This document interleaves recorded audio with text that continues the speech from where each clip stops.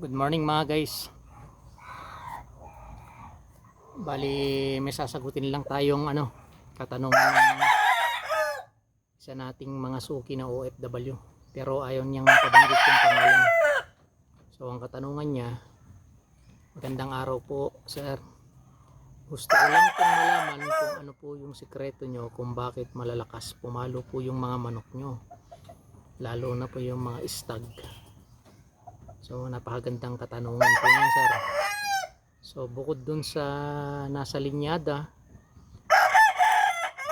nasa patuka, nasa ginagamit nating vitamins o injectable na maintenance nila, nasa pagtitraining po yan. So ibabahagi ko po sa inyo yung ilan sa mga ginagamit kong pagtitraining nila.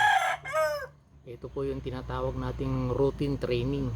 So sa routine training, isa po dyan yung running pen. So yung running pen, may dalawang kulungan na mahaba po yan. Tapos sa gitna niya may pagitan na mga 1 feet ang pagitan. So net po yan yung plastic na screen, yung kulay green, ang naka-cover po dyan sa kulungan na yan. So sa kulungan na yan, sa bawat kulungan na yan, meron pong divider yan. Divider sa baba, harang sa taas, sa baba, harang sa taas, harang sa baba.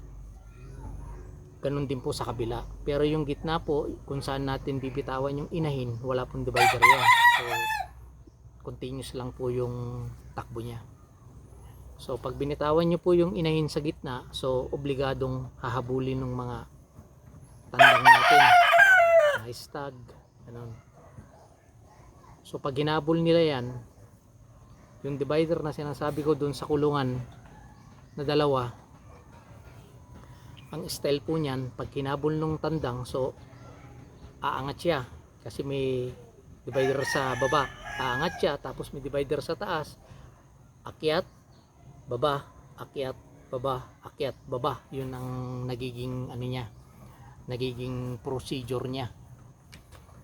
Ganun yung style nung niya ngayon, akyat, baba, akyat, baba, tapos babalik ulit, akyat, baba, akyat, baba, babalik ulit, akyat, baba, akyat, baba. Ganun din po yung kabilang kulungan kung nasaan nandun po yung stag, pepas natin, o yung mga manok natin na lalaki. So napakalaking bagay po niyan para ma-develop po yung bone tsaka body structure nila, tsaka dun sa cutting. Pag nagka-cutting sila, pag yuko, malaking bagay po yan. Yun po yung isa, yung running pen natin. At yung pangalawang running pen po natin, ito yung parang Ferris wheel na bilog. Nakukuberan siya ng plastic screen, yung kulay green na plastic screen. So may pintuan siya kung saan nyo siya ipapasok, may bearing yun. Pag pinasok nyo siya, iikot yun. May kaharap din siyang isa na ganun din, na running pen din na bilog. So nakaharap sila, dalawa yan, mag-iikot na dalawa yan, iikot na dalawa. So continuous yun. So obserbahan nyo lang sa unang salang nyo, siyempre madaling mapagod yan, hindi nyo pwedeng pagtagalin. So pag nakita nyo pagod na siya, tigil nyo, tapos lagay nyo sa scratch pen, pagpahingahin nyo muna. So sa susunod na day, ganun na naman, pataas ng pataas yan hanggang abutin nila kahit na mga 1 minute. Pinakamatagal na yung 1 minute. Yun yung mga ilan sa mga sikreto ko. At yung pangalawa naman, yung tinatawag nating scratch pen. So dalawa yung scratch pen natin, isang vertical tsaka isang normal. Yung normal natin, so yung vertical, ito yung bilog na flying pen kung saan ang lipad ng manok diretso lang pakyat. Yung isa naman yung normal, so pabanti yung niya, yung lipad niya. So yun yung mga ginagamit natin. Malaking bagay yung vertical pen, yung bilog, kasi pagpasok ng manok, lalo pag racer yung kalaban niya, so pagpasok nun, angat, pak, bagsak, yun na, ganoon. Yung mga malaking bagay na nakakatulong sa mga manok natin sa pagtitraining. Tapos yung pangatlo, ito yung tinatawag nating scratch pen.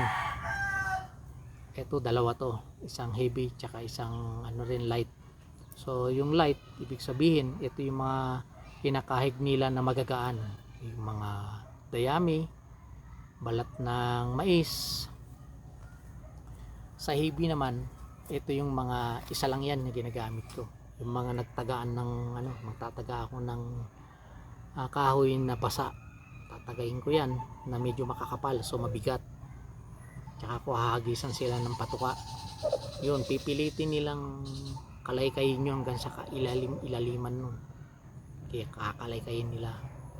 Yun yung mga ilan sa mga sekreto ko na ginagamit mga guys, pero yung iba hindi ko na po pwedeng ibahagi sa inyo kasi sa mga nagmamanok may mga kanya-kanyang sekreto yan sa pagkukondisyon, sa pagtitraining na hindi natin pwedeng ibahagi sa iba kasi sa atin lang yun, diba?